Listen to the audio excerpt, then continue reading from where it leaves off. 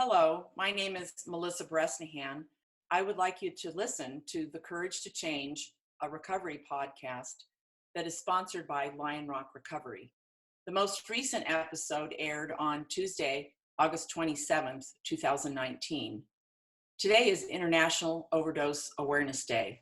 Today is dedicated to remember those that have been lost and stigma and shed light on a serious global crisis. Statistics indicate that since the year 2000, there have been close to 1 million American lives that have been lost to overdose. 2/3 of these deaths are related to the opioid crisis. To me, these numbers are just not statistics. My son represents one of these numbers.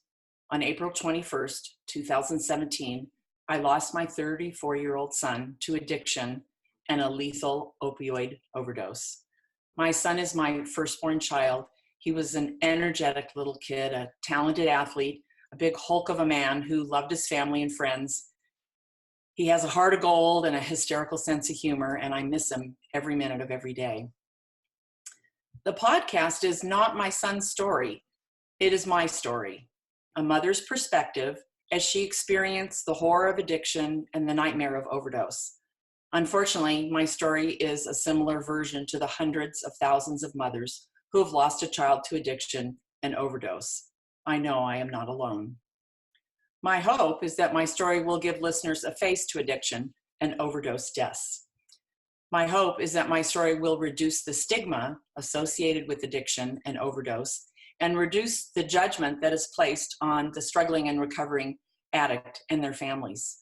My hope is that my story will somehow lead me and listeners to increased awareness and action that will result in helping to solve the opioid crisis.